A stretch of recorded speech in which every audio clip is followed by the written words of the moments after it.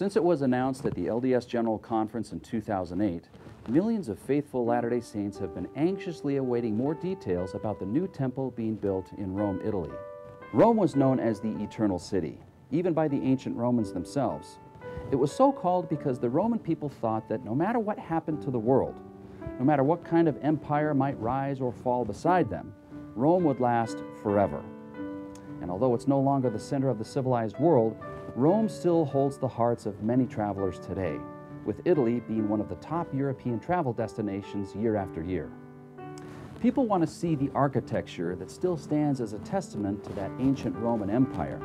They want to see, feel, and hear about the ancient history of Christianity, the missions of Peter and Paul, as well as some of the great thinkers and leaders of that time, as well as taking in the great countryside.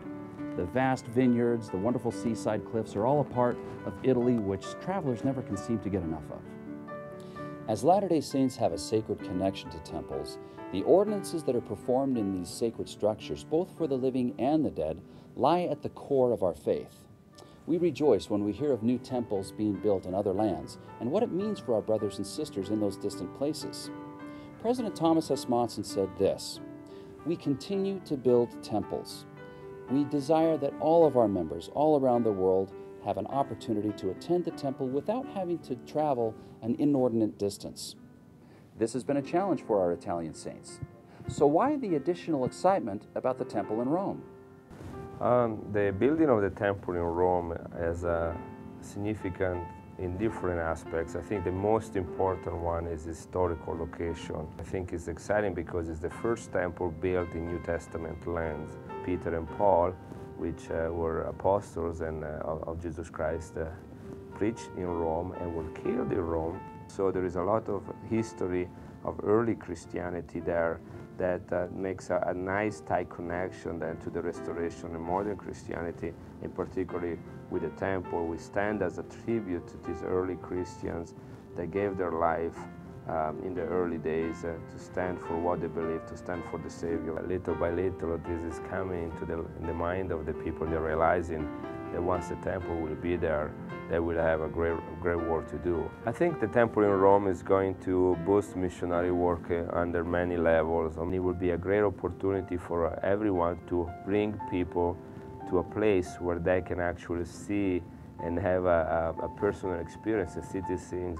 And it would be nice to introduce the people to the gospel right there in front of the temple. The temple is also located close to the largest commercial center in Rome, at the entrance of Rome, where there are hundreds of stores and thousands of people that go there.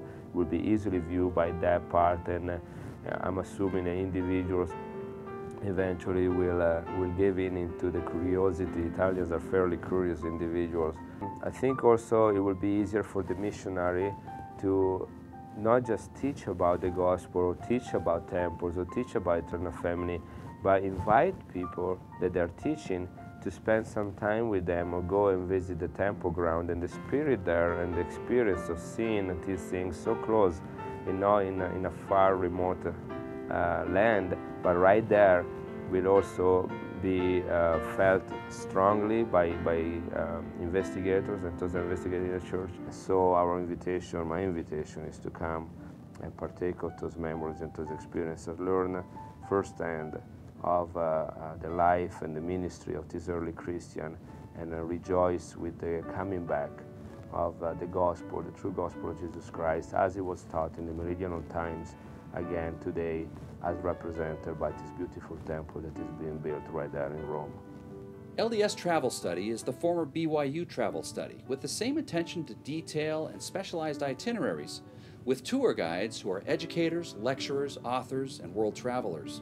Their goal has been to bring people like you and me, young and old, to sacred sites across the world to educate, inspire, uplift, and strengthen testimonies. What could be more rewarding than that? We specialize in small group departures with intimate experiences. The value in that means a lot.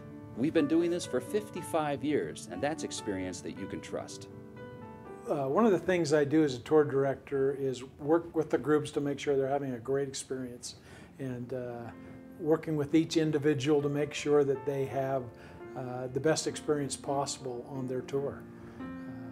and we have great experiences together as a group and as individuals as they experience the various places we visit. My goal when I take people to church history, Israel, Book of Mormon places, is for them to have an experience and to invite the Spirit in places. That this becomes more than just facts and history, that this becomes something that they experience and feel. When people come back from the trip and they say, my life has changed, I'll never read the scriptures the same again, and their lives are deeper and richer, and their associations with their family are better, that's what satisfies me. Stuff comes and goes. Trinkets and souvenirs and that sort of thing are stuff.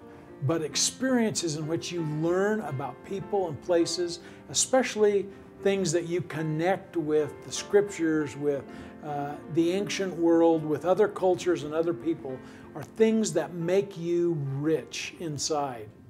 Morris Murdoch Travel and LDS Travel Study are excited to be your travel partner and to share with you in this great historic church event. We've been planning for years to help you make this your trip of a lifetime. If this is your dream, your life-changing event that you've been waiting for, don't trust it to anyone else. Go with the company that's been around the longest, that does it the best, and that will support you every step of the way. Come, travel with us.